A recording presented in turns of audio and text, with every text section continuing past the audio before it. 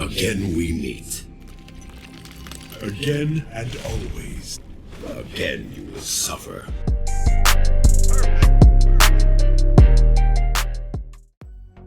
Hello guys, and welcome to another MK Mobile character review, today featuring Circle of Shadow Sub-Zero. As usual guys, please note the date when this video has been recorded, because a lot of things may have changed since then.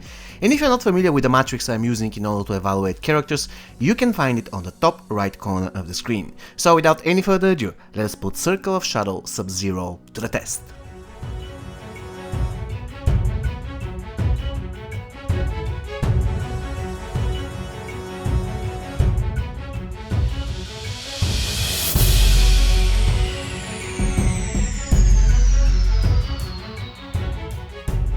Circle Shadow Sub-Zero guys was once known as Revenant Sub-Zero because he was part of the Netherrealm Revenant pack, which price was 850 souls, which means basically that the price for one copy of Circle Shadow Sub-Zero back then was 283 souls. When I say back then, I mean before update 2.0. After update 2.0, he was promoted to Diamond, and his name was eventually changed to Circle of Shadow Sub-Zero. And by the way, this is the first character that I will review again, because a lot of things have changed since the previous review, and I believe that this guy deserves a second chance. With that said, let's take a look at his stats. His attack is 44,982, which ranks the 25th highest in MK Mobile. The hit points, they are 96,000 sharp, and this is the 18th highest in the game. The toughness is 44,982, which is the 19th highest among all characters in the game, and the recovery is 37,800, which is the 31st highest in MK Mobile. Unfortunately, the power generation is low as well, it is only 100%. So for his stats, Circle of Shadow Sub-Zero is going to get the underwhelming 18.2 out of 28 possible points. But wait, aren't we missing something important? I think we are. First thing first, Sub-Zero has higher attack thanks to his passive, and he also has higher power generation, again thanks to his passive. He has 15% higher attack and 15% higher power generation, so he'll be earning some extra points there. So the total amount of points, the final amount of points he gets for his stats is going to be 20.3 out of 28 possible points.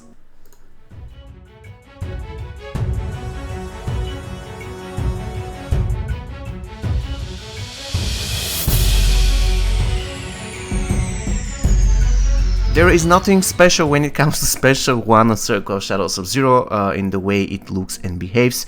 It is a regular freeze, probably the only Sub-Zero that doesn't have it is MK11 Sub-Zero. With that said, let's take a more closer look at it. First thing first, the ability can be completely blocked by the opponent, and if the enemy manages to block it, then he won't get frozen. In addition, it has freeze as debuff, it can be cast from distance, it is lethal, it consists of only one mini hit, and it has the multi-tap circle as minigame, which is the easiest minigame in MK Mobile in my opinion.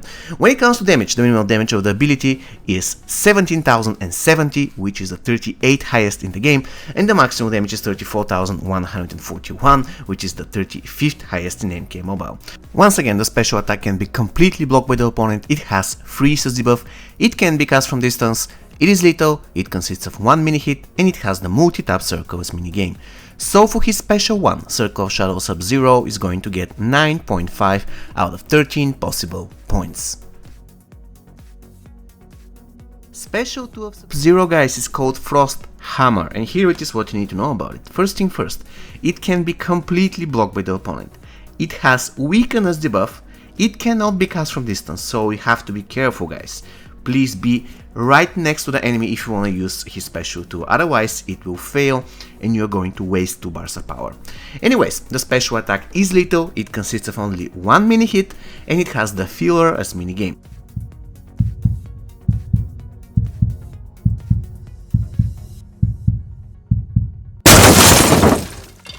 When it comes to damage, the minimum damage of the ability is 42,676, which is the 38th highest in the game, and the maximum damage is 85,352, which is the 36th highest in MK Mobile. Like his special one, the damage of his abilities, of course, when it comes to what's written on the character screen, it is kind of average.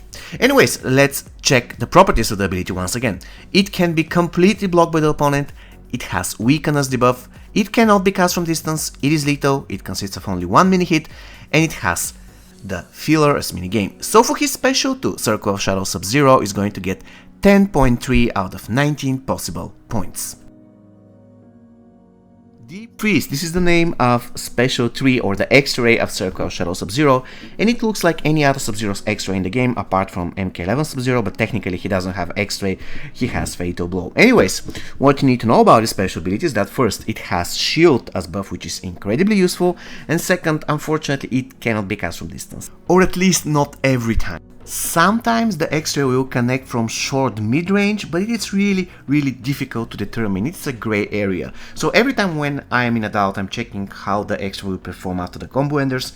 And in this case it performed questionable. Sometimes it will connect because the enemy starts running towards you. In a way, basically the distance between you is getting shorter and shorter by the time the X-Ray is ready to be executed. So in general, yeah, I would say that sometimes it can be cast from distance. In general, it is risky.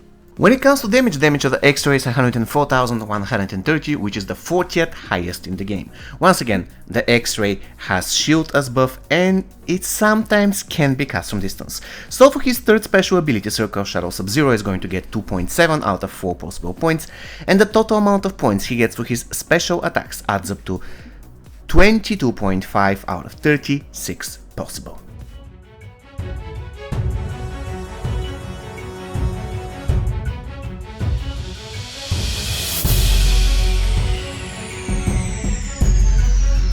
Circle of Shadow Sub-Zero, guys, has pretty decent basic attacks. I would go even further by saying that his basic attacks are one of the best in the game. Reason being, his punching speed is okay.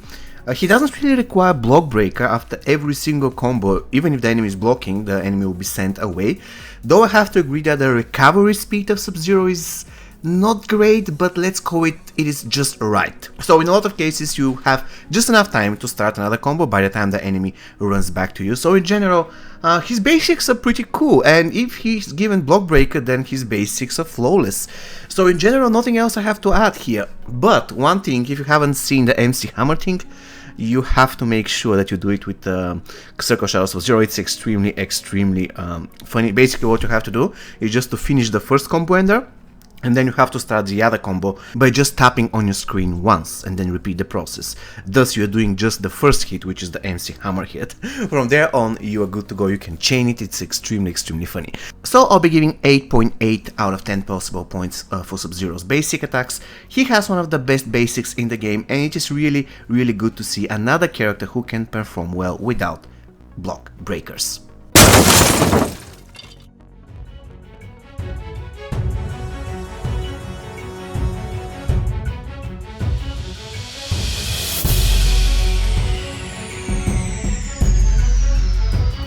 The passive of Circle of Shadow Sub-Zero, guys, is called Nether Realm Warrior, and here it is what it does. Circle of Shadow Sub-Zero gains plus 15% attack damage and power generation for every Circle of Shadow character on his team. Circle of Shadow characters have plus 15% chance for lethal blows. Now, before I get into details, let me allow Circle of Shadow Sub-Zero himself to tell you a few words about this passive. Hey man, I just wanna say a few words about my passive. It is great. It destroys everybody and it works incredibly well in Circle of Shadow team. So definitely I deserve 20 out of 20 for my passive. Give them to me now. No, sorry, I don't believe that you actually deserve 20 points. Not because your passive is bad, but because your passive works only in certain teams. And that's a big problem for a diamond character, which wasn't the case before update 2.0, but once again this update destroyed a lot of stuff. It actually built some new stuff, but it also destroyed a lot of awesome things. Now, it is true that Circle of Shadow Sub-Zero works great in Circle of Shadow team, and in fact, even if he is outside of a Circle of Shadow team, at least he gets the 15% attack increase and 15% power generation. This is a fact. So he is not completely useless outside of a Circle of Shadow team, but he cannot be supported because also he is a NetherRealm characters, and there aren't a lot of great NetherRealm supports, and that's really bad. So outside of a Circle of Shadow team, he only gets 30% of his passive. which is underwhelming for a Diamond character. Once again, I am all about diversity. I'm all about creativity. I want to have a Diamond character, which I'm fine to say that a Diamond character is best in this team, but I don't want a Diamond character to be almost useless outside of this team, and this is the main reason why I'll be giving him 17.5 out of 20 possible points for his passive. He is just a NetherRealm character, so he gets 1 point for classes and 0 points for tagging attack.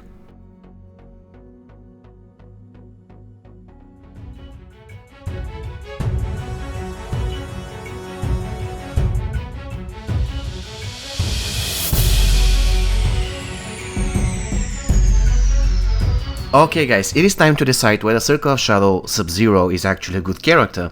This is going to be very straightforward answer. First thing first, like usual, let's take a look at the bigger picture. Circle of Shadow Sub-Zero has kind of disappointing stats for a Diamond, even though his passive partially compensates for that. In addition, his special attacks are great. Unfortunately, his special 2 will miss from distance, and both of his special abilities can be blocked. With that said, his passive is pretty cool and his basic attacks are amazing. So I would say that in general I consider Circle of Shadow Sub-Zero as one of the better diamonds in the game. And while I am stating that, I am also considering all of his imperfections, such as low stats. Both of his special attacks can be blocked, and he also has a passive that basically works predominantly only in a Circle of Shadow team. But apart from that, he has a lot to offer as well. Extremely good damage, very good support in a Circle of Shadow team, very good fighter in a Circle of Shadow team, very good assassin if he has specific items in a Circle of Shadow team, and he looks really great. Nobody should really forget that. He looks amazing, probably the best looking Sub-Zero in the game. Anyways, I'm going to give him 3 out of my 3 subjective points, and with them he's going to score 74.1, and this will be enough so that he can finish at spot number 35 on our current rankings. And by the way, he's sharing this spot with Classic Goro. He's just above Reg Davora and just below his teammate Circle of Shadow Kung Lao. So the final verdict for Circle of Shadow Sub-Zero is going to be great character.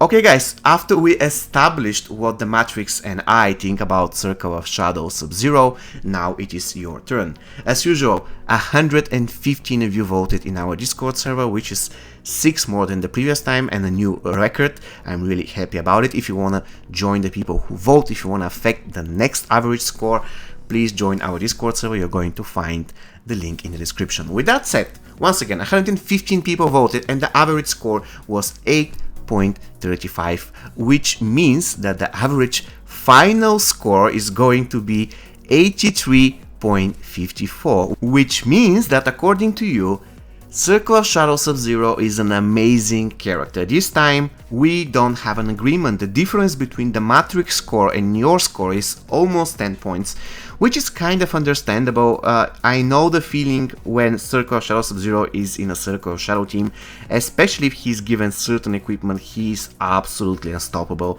extremely fun to play, he deals insane amount of damage, but at the same time, he isn't a perfect character. I listed a lot of imperfections, a lot of flaws that he has, and yeah, basically this is it. So I'm convinced that the truth is somewhere in the middle between the Matrix verdict and your verdict. Who has the edge? I don't know, but definitely it is a good example of how, let's say, objective the Matrix is, because I know that a lot of you simply disregard the imperfections of this character and you basically rely and focus more on the advantages of the character. So in this particular case, I believe that the truth is somewhere in the middle.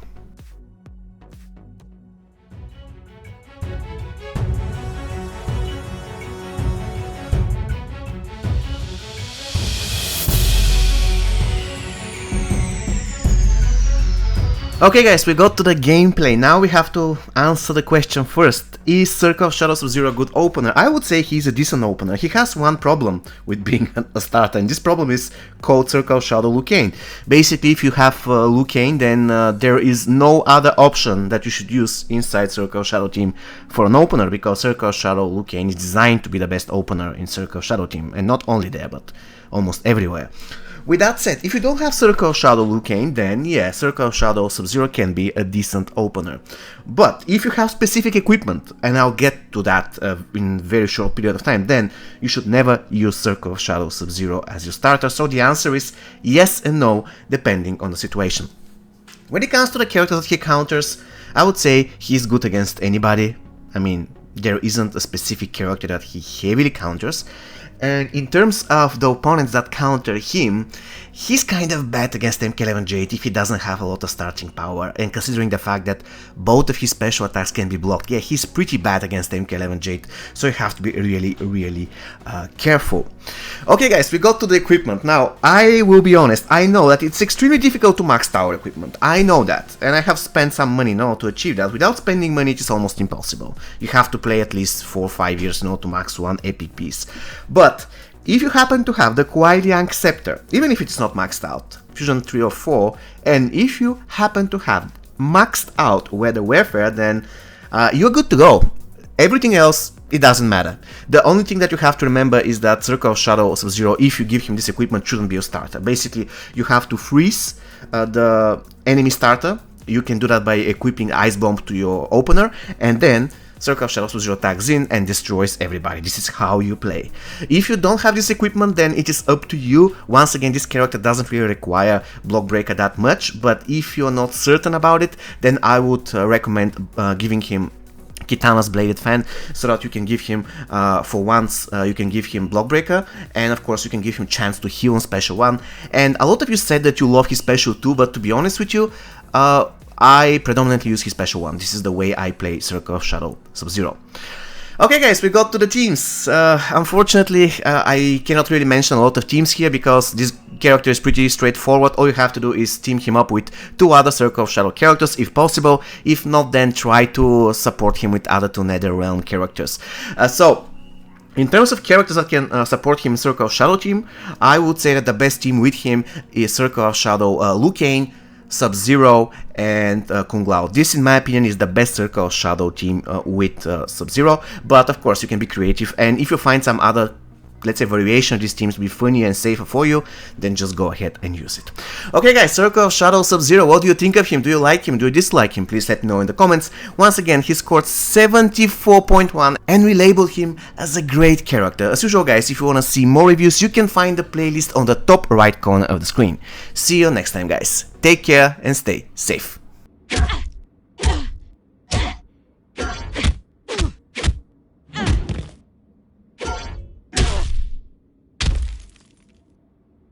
Your spine will shiver. Well done.